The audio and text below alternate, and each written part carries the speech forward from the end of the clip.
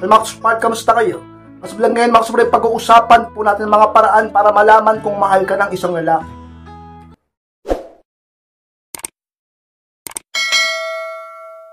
At kung handa na kayong lahat, magsata po tayo at muli, be inspired!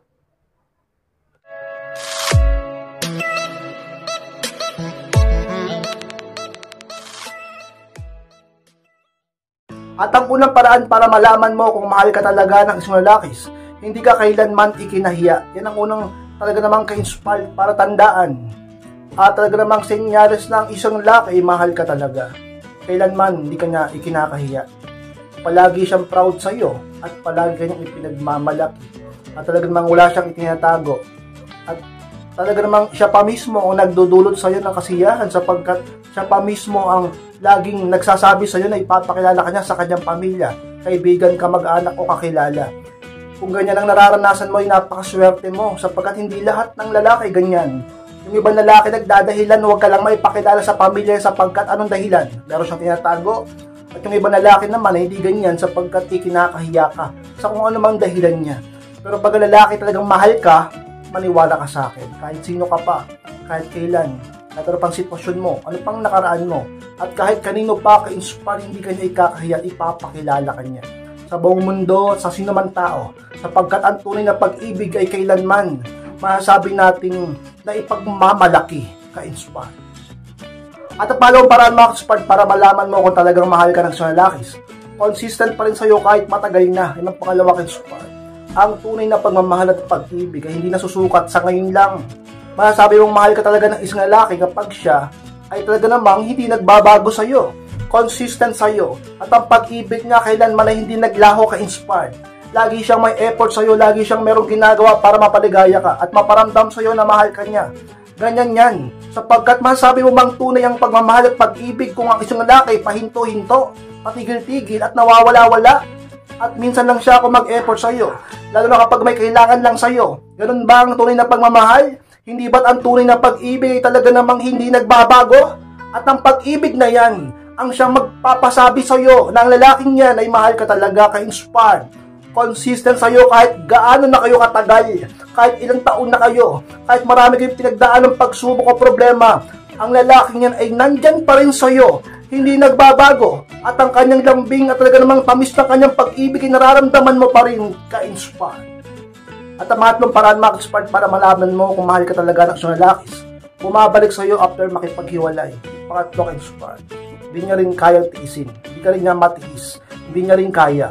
O makikipaghiwalay sa iyo dahil nagalit, nag-away kayo, nagtampuhan, at namang meron kang nagawang pagkakamali o siya.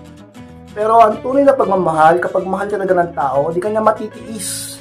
Hindi kayang magtiis ng tunay na pag-ibig, ka-inspired. Tandaan niyo yan, talagang babalik yan sa iyo. Sapagkat mismo ang damdamin niya ang nag-uutos at nagpupush sa kanya papunta sa iyo.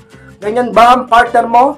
Malakas ang loob niya makipaghiwalay, makipag-break, pero bumabalik-balik pa rin sa iyo. Ang ibig sabihin lang yan, mismong siya naguguluhan at nahihirapan dahil ang totoo ay mahal ka talaga niya, ka-inspire. At ang pang-apat na paraan mga ka-inspire para malaman mo kung mahal ka talaga ng isang lalaki, palagi nag-aalala sa iyo. At ang pang-apat ka-inspire, alam nyo, dapat mo mapansin yan dahil yung ibang lalaki sinasabing mahal ka, sinasabing nag-care sa iyo, pero parang ramdam mo naman na walang pakialam sa iyo, hindi masyado nagre-reply, matagal mag-message, parang sinabi mo nang nilalagnat ka, hindi mabuti ang kalagayan mo, parang wala lang sa kanya, hindi ka tinutulungan, hindi man lang nagsasabi ng mga magagandang salita sa iyo, talaga naman ka-inspired. Ganyan ba ang umiibig sa iyo? Walang pakialam sa iyo, hindi ka inaalala, hindi nag-update, hindi ka kinakamusta, hindi inaalam kung kumain ka na, minsan lang magparamdam sa iyo, palagi ka pang inaaway, kakausapin ka lang pag may kailangan. Ganyan ba yun ka-inspired? Pero pag ang isang lalaki ay talagang mahal ka, palagi ka niyang aalalahanin. Siya pang magkukusang loob sa iyo, siya pang magkukusang kumilos para lang alamin ang kalagayan mo. Palagi ka niyang tinatanong, laging andyan, nagpaparamdam, nagtatanong, para lang malaman kung kamusta ka, sapagkat hindi niya hahayaan na mapahamak ka. Hindi niya hahayaan ka-inspired na talagang hindi okay ang sitwasyon mo sapagkat siya ay mahal ka talaga at dapat mo makita yan kung ang lalaki ay iniibig ka talaga, ka-inspired. At malibang paraan mga ka-inspired para malaman mo kung talagang mahal ka ng isang lalaki, ina-update ka palagi. Yan ang palima kay Spark. Totoo yan. Kasi pag lalaki, hindi ka talaga tunay na mahal, sa tingin mo, lagi kang maalala niyan. Baka hindi ka niya maalala eh. Hindi ka niya maisip at dahil doon, hindi ka niya i-update. Hindi ka pumapasok sa isip niya kasi ang tunay na pag-ibig ay laging, hindi lang lagi nasa puso, laging nasa utak pa yan. Maiisip at maalala ka palagi ng lalaking tunay na nagmamahal sa'yo. Kung ang lalaki talaga mang palagi kang naalala, palagi kang ina-update, talaga namang ka-inspired, mahal ka niyan sapagkat siya mismo ay palagi kang naiisip ka-inspired. Hindi ba't ganyan ka din naman sa boyfriend mo, sa asawa mo, dahil sa mahal mo siya, lagi mo siyang naalala, palagi mo siyang naiisip dahil doon lagi ka nag-update sa kanya. Isa yun sa mga pagandaan, bagay at paraan upang malaman mo na ang isang lalaki mahal ka talaga, ka-inspired.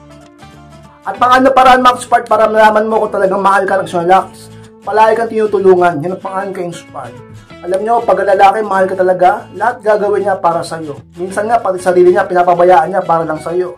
At lahat ng kailangan mo, binibigay niya. Pag may problema ka, pag may pagsubok ka, hindi siya pumapayag.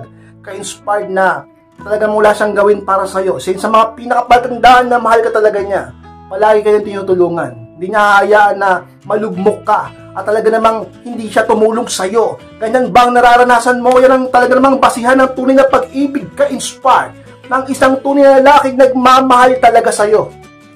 Max Pad lang po, salamat po Max Pad sa pagtapos po ng vlog na to. Kung kalimutan na mag-like, comment, share na rin po upang makatulong din tayo sa iba. Sa mga di pa po subscribe, pasubscribe Mama Max Pad, click na rin po notification bell upang maging update kayo pag may bago akong i-upload sa YouTube. At sa mga gusto magpa-coaching na magpa-advise, mamas lang po ako dyan at talaga naman ako magre-reply sa message nyo. Yan po yung proper teacher ko. Pag-usapan na yung problema sa pag-ibig ka-inspire. Maraming salamat, Max Pad. Mag-ingat kayong lahat. Mahal ko po kayo. At muli, be inspired!